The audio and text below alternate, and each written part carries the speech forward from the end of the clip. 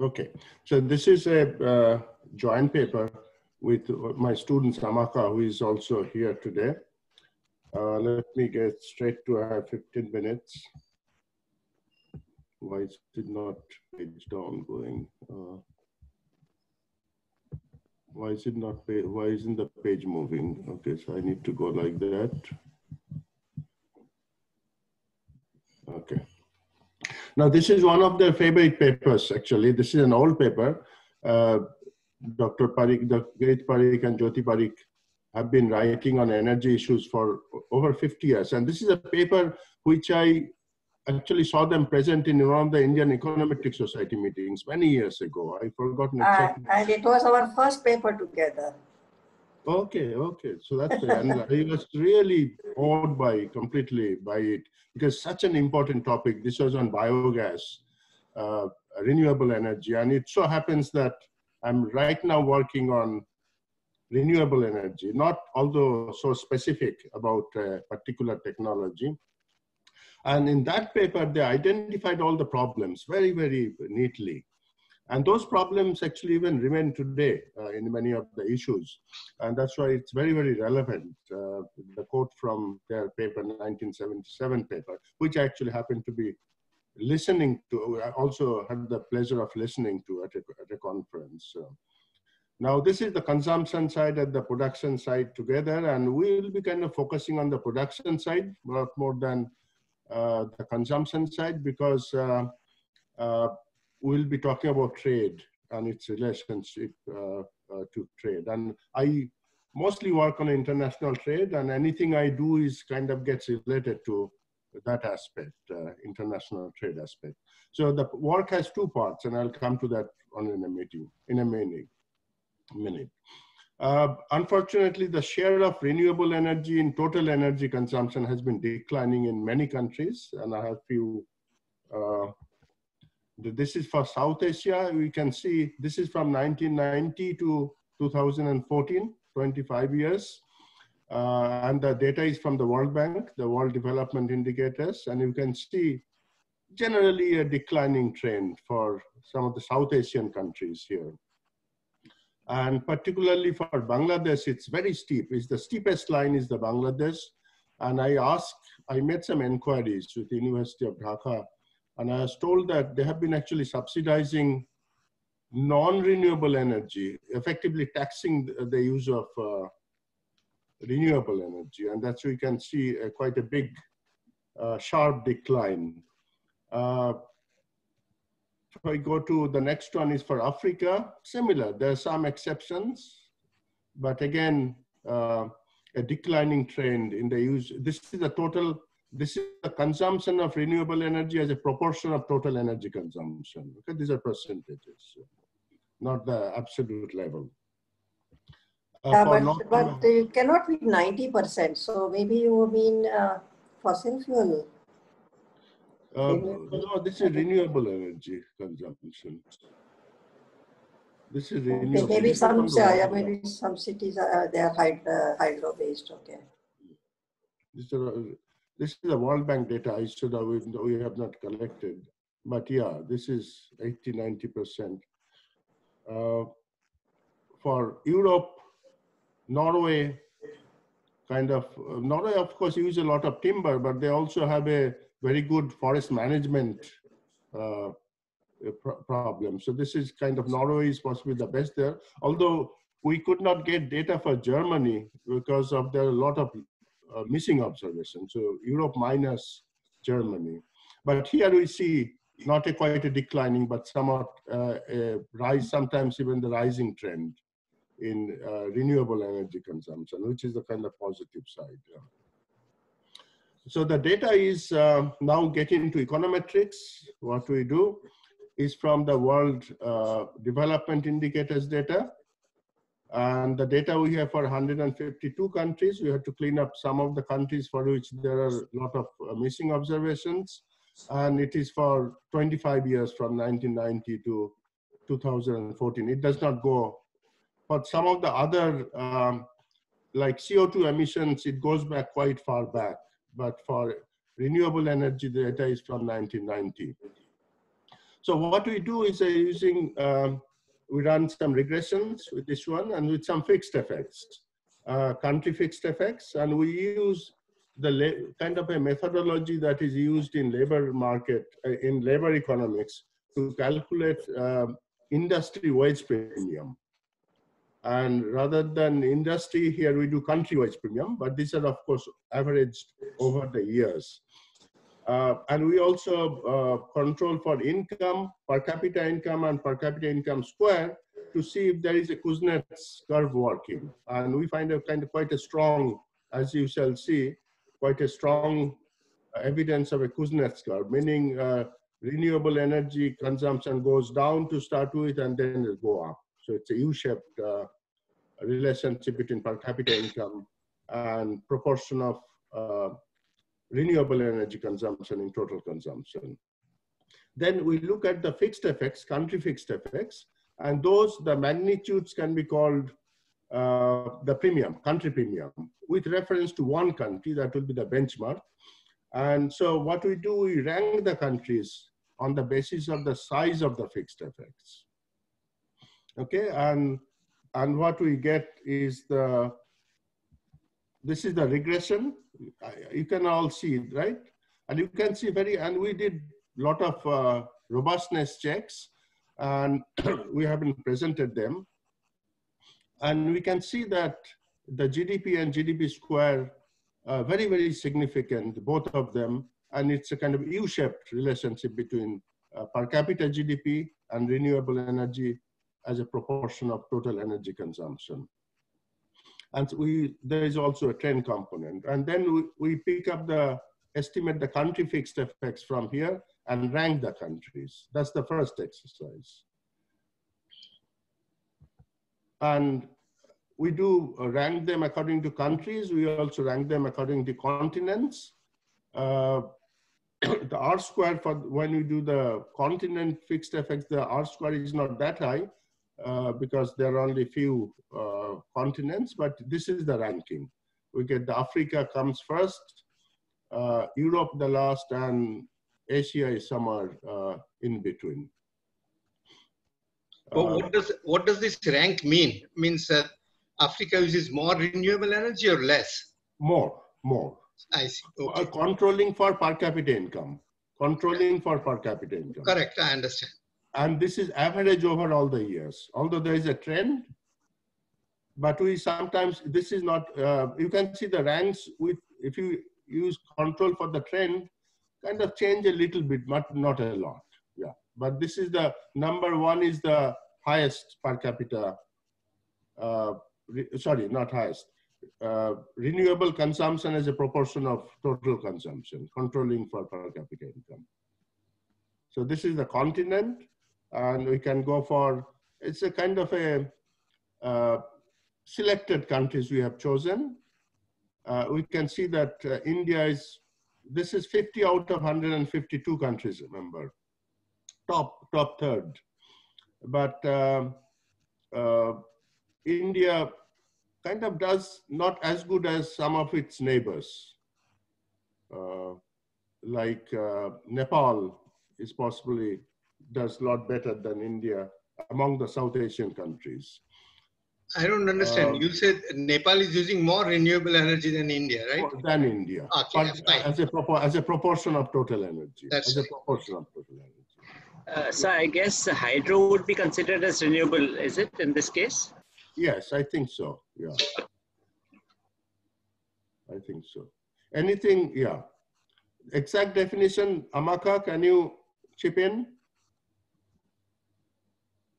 The exact definition that, yeah, like fossil fuel will not be.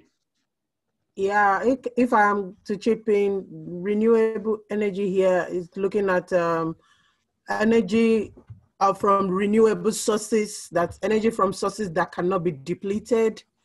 So fossil fuels will not form part of renewable energy sources. So just like hydro would be, hydro. Yes, yeah. Please. Hydro is part of renewable energy sources. Solar and all those things, yeah. Wood would be, timber, use of timber would be part of the renewable energy, although that can lead to deforestation as the Parikh mentioned. But if the forest is managed properly, that's the issue. Whether many of the developing countries don't use their forest properly, as some of the European countries do. Although in Vietnam, I found that they rely a lot on timber export, but they manage the forest very well. And If biomass, sorry? Biomass, agricultural waste and things like that. Yes, the Gobar, that's the paper of the Kirit and Jyoti's paper was about that. It's about the biogas. In India, we used to call Gobar gas that time in the 70s.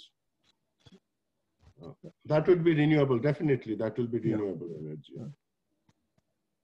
The cow dung cakes, which is very common when I was a child. I don't know whether they're used anymore or not. Oh, no, So if I summarize, sorry? I was just saying cow dung cakes are still quite widely used. That's renewable energy. Yeah. May not be that good for the environment in terms of the smoke and all those things. So this is to summarize this part of the paper. Am I doing with time? I'm okay. Yeah.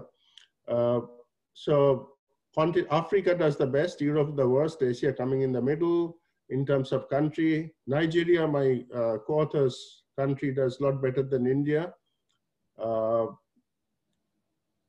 India is 50, depending on 50 or 52. Pakistan, but it is kind of not as good as some of its neighbors. China ranks quite low compared to the South Asian countries, 84 in our ranking. Whether we use the trend or we do not use the trend, that is true. So that's the summary of the first part. The next part, kind of, we try to go into, see what it does to trade, use of renewable energy. And here we are kind of considering renewable energy as intermediate inputs. A lot of it is used as intermediate inputs. And the idea is that if the costs are high, and if you are not subsidizing the use of renewable energy, and the unit input costs are high, your products may become internationally uncompetitive, and your exports may suffer, and your imports may go up. Okay, now whether that happens or not. So what we try to do here, just the opposite. We try to see whether the use of renewable energy, does it affect exports and imports of a country? And if it does adversely, then of course the policy that the Parikhs mentioned about the pricing policy, subsidy policy, they become even more important today. So what we do is, so this is what I mentioned. So this is the second part. We use proper kind of empirical trade. Here we use the CEPI data, which is huge data, about 1 million observations. This is for 152 countries that we have pairwise trade, bilateral trade for many years, okay? So it's a huge, huge data set. But huge data sets also allows you to a lot of the fixed effects. That's the one we use. And we use gravity model, which is now becoming very popular in empirical trade. There are, of course, lots of zero observations because a lot of countries don't trade with each other. So therefore, one has to use this methodology called PPML, the Poisson pseudo maximum likelihood. And it takes a lot of time with so many observations, but at least you get the regressions. So in this methodology, when you do the gravity model, because there is so much data and bilateral trade over time, so you can use exporter time fixed effects, importer time fixed effects, and pairwise fixed effects, which are time invariant. Okay, and this means in these regressions there will be about 40,000 fixed effects. So for each country, a fixed effect for each time. So things like GDP, countries, these are all absorbed by the fixed effects. It's a kind of the new innovation in the analysis of gravity analysis. Then what we do is we pick the exporter time fixed effects from those regressions and run those exporter time fixed effects against energy consumption, renewable energy consumption as a proportion, and importer time fixed effects from the first stage against energy consumption. This is the second stage, okay? So in the second stage, we have about 13,000 observations because we have a country and time, 152 countries over 25. So it makes about, I don't know, 13,000 possibly observations. That's the observation at the second stage. These are OLS regressions. So these are kind of the first stage. This is the FTA data. This is very commonly used in gravity analysis. This is whether the two countries are members of any trading agreement or not.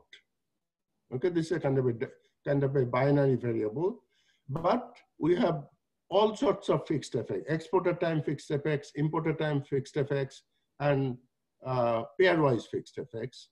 Pairwise fixed effects should be like something like whether they have a common border or not. Okay, this doesn't vary over time. Okay, whether they had a colonial relationship or not, I and J. These are the kind of variables, the distance between two countries.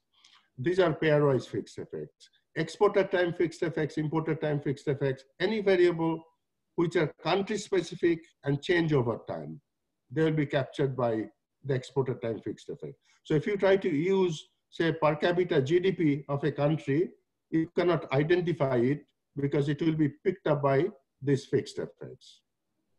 So next we take this exporter time fixed effects, importer time fixed effect, and then we run OLS regressions. Why can't I go there?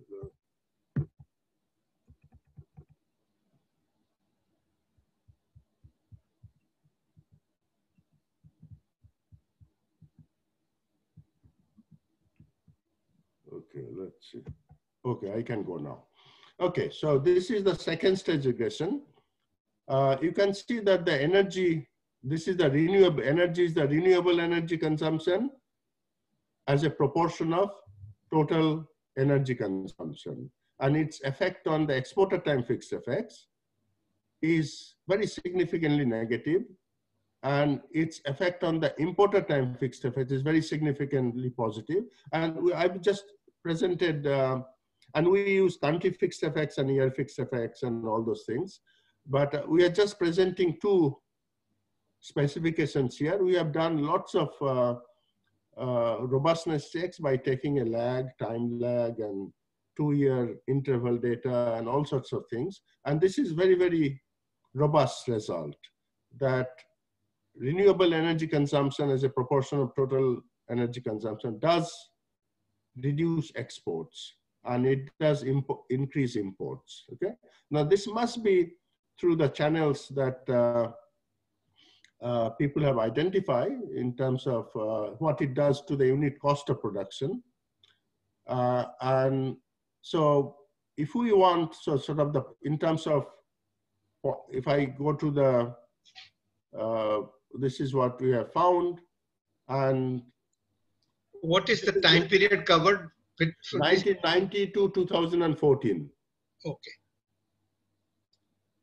1990 to 2000. That's the latest data that we have. And we do not have data before 1990, unfortunately, for renewable energy consumption. We have data for everything else, but not for, the trade data goes back to 1956, bilateral trade data.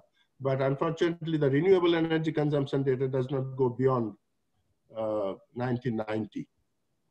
So 25 years data we have. And so these are some of the problems that they had identified so many years ago. And is the pricing policy.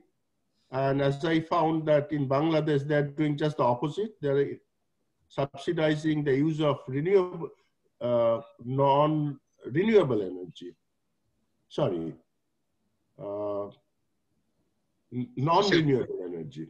Effectively, they're taxing the use of renewable energy. And so if you are worried about your trade and you are worried about your environment, you have to have a pricing policy subsidy. And so those policy prescriptions, we believe that really very, very pertinent even today. And if you are looking at the trade aspect, particularly, which we just looked at the trade aspect, and it is affecting trade, and of course, people go about trade protection and things like that. I think that will be the completely wrong instruments. You should be looking at what causing it, and that's the lack of use of as the cost of production, and then one should be ready to subsidize the use of renewable energy. I'll kind of close with that one.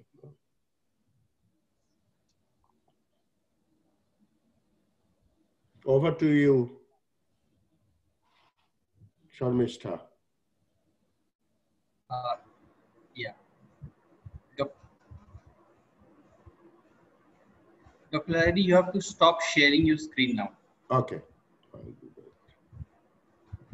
I will stop sharing. Okay.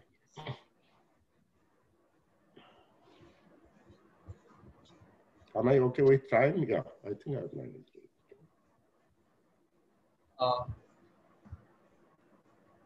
Sir and Mr. Rajbans, you some points to discuss, some things to discuss? So we can see if there are some question and answers, we can collect it. So far there are no questions, but I had a query. It looks like because of the kind of renewable energy technology that some of the countries have been using in the past, it is having this adverse impact on their export competitiveness. But today, since 2014, I think some renewable energy sources like solar and wind are becoming quite cheap now. As you know, the price in India is very competitive in the most recent contract. So that by itself could probably, reverse this this lack of competitiveness by the countries that in the present study, so is it being subsidized in India, solar energy? It should be. Well, there is some hidden subsidy, but the fact is that the cost is coming down. Cost is coming down, yeah, of course. My own feeling is that not enough research is being done, R&D. There are a lot more research money is being spent on other sources of energy and not so much on renewable energy. Maybe more R&D is necessary to bring them down even more. In USA, is actually the solar energy, the capital cost of installing the solar panels is quite high. Yeah. I don't see many people doing it. So just to tell you the latest, on bulk power, it is not being subsidized. So when it comes to competition, there's no subsidy now. Earlier it was there, given by SECI, but now there is no need of subsidy because even without subsidy, the prices are quite low. But rooftop solar PV subsidy is allowed, and but it takes a long time to route the subsidy. But for bulk, big solar parks, which you may have read about, there is no subsidy.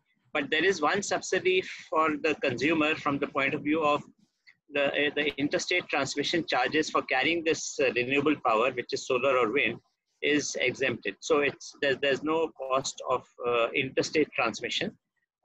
Some states have also allowed free in their respective states. That depends on state to state. But it's mostly the interstate, which is transmission charges, which are free. For a coal-based station, this would come to around between 20 and 40 paisa, depending on location, per unit. So that's all. But there is no subsidy, capital subsidy, or generation-based incentive for bulk solar or wind generation. There might be some support in acquiring the land. I think that there is some. No, sir. concession. So there are two types of bids which are carried out. One is where it is, anybody can select their own place anywhere in India and supply power to whichever states is asking for it. In that case, they have to make their own arrangements for acquiring land. But in another case, they may identify land which has got high potential and say that you've got to put up here only in this piece of land. So there the land is acquired by the state, if it's a state which is calling for bids. And then, of course, since it's acquired by the government, that part becomes easy. They still have to pay for the land, but it's cheaper probably if the government acquires it. So that's what is existing. Once you have some industry perspective, you are working for the industry. Yeah, that's what I was going to ask. No, for this paper, I cannot add anything. No, I mean, we are talking about incentives now. Yeah, I have some observations on this paper. Okay. Hello? Yeah. Yeah, the main problem I have is that, the modern renewables, what one might call, which are, you should say, hydro, solar, wind, are relatively of recent things. Earlier years, the main renewable would have been considered only biomass and wood and dung and so on. And many, this use of this, at least for cooking, causes enormous amount of indoor air pollution with a very significant loss in human well-being. And it was actually estimated around 2000 that India, something like 500,000 deaths prematurely occur every year because of the use of this. So now to say that somebody has a higher renewable share is a good thing, is performing better, it might require some change in terminology from your side, that you should not say that it's performing, but this is okay, they have a higher renewable use, and that's how the rank is there. Now, of course, and other thing is that, if the people, there are other consequences that you already pointed out, that use of wood leads to a lot of deforestation, and it has some other additional impact on that. So I feel that, it's interesting what you've done, but you need to change your terminology in terms of that this is better, this is worse, that this is not doing it well.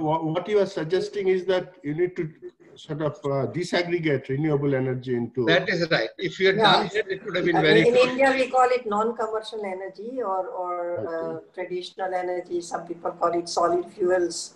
Some people call it, So this is not all green energy in green sense. One type of robustness checks we can do, possibly consider the last 10 years. Yeah, but what I would say is also, last 10 years is also, solar costs have come down only in the last 3-4 years to be competitive. Okay. And so there is a problem. But what, as Dr. Jyoti Parikh earlier observed, that I will always say do some more work. And so that is the one of the things one can do is that if you had really split up the renewable by dirty renewables and clean renewables, it might have given much more interesting results. Yeah. I'm not sure you have the data available, but if you can have the data, that would be an interesting thing to do.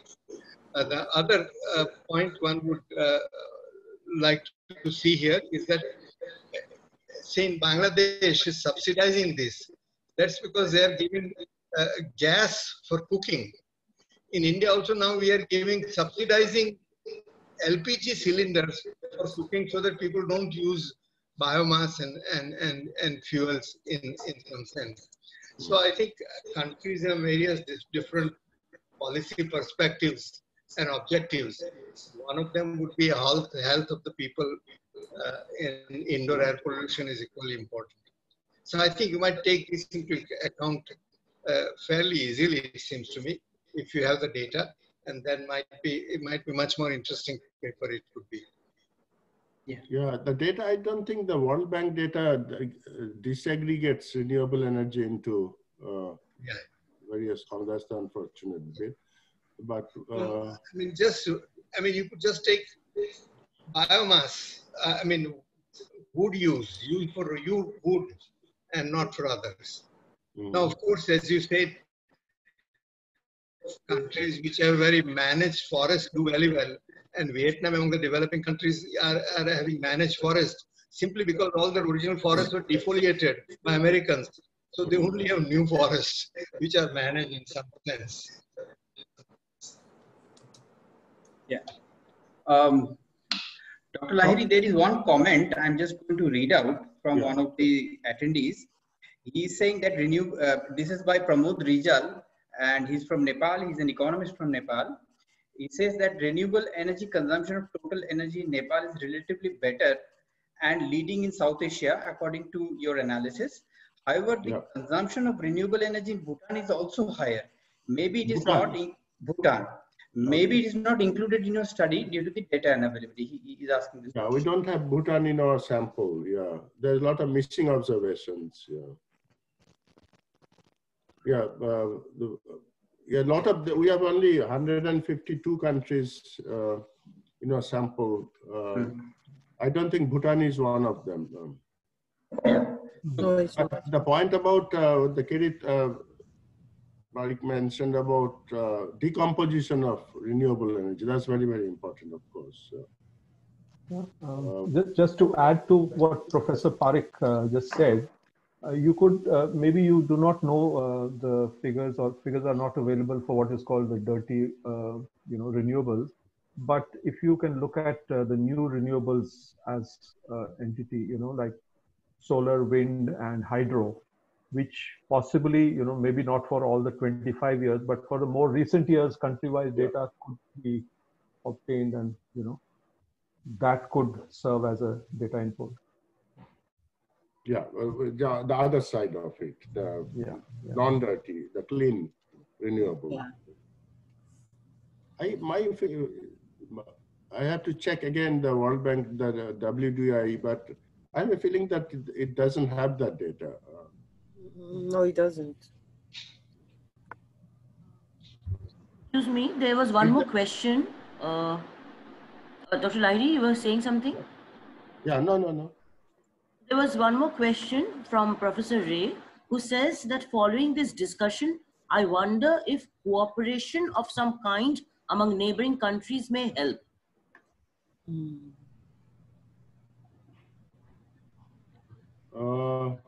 I always like cooperation between countries, but in this respect,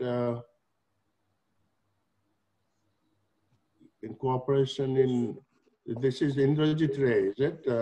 Possibly. I'm not too sure, sir. Yeah, cooperation, I'm trying to think what type of cooperation. So I think he means energy cooperation. So I've suggested an answer. If I may add, for example, India is importing hydropower from Nepal. So that way, like how it is going to contribute. Another way contribution can help is if trades if countries come together to form a pact on importing and exporting just products used with renewable sources, I think it would encourage these countries to use the clean renewables compared to in their production. That could be another form of cooperation between countries. Yeah, I think the next paper is going to touch on this issue, but you know, for the kind of analysis that you have done over such a long time period, possibly, you know, finding cooperation or building it into the model, I'm not sure how that could be done. So. But if the countries are trading in, trade is always good. That's sort of my, that would be my kind of reaction. And if they cooperate in trading more in energy, that cannot be bad. Yeah.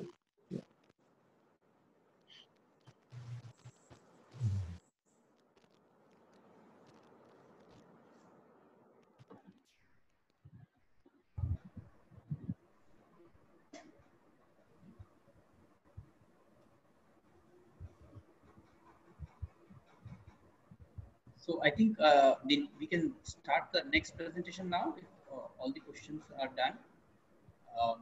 Anybody has any more questions?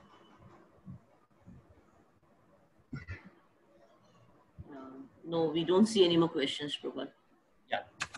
So I think I can start. Thank you, Sajal. Yeah. Thank you. Thanks for the comment. We'll try to see what sort of other data we can get. Yeah, Prabal, go ahead.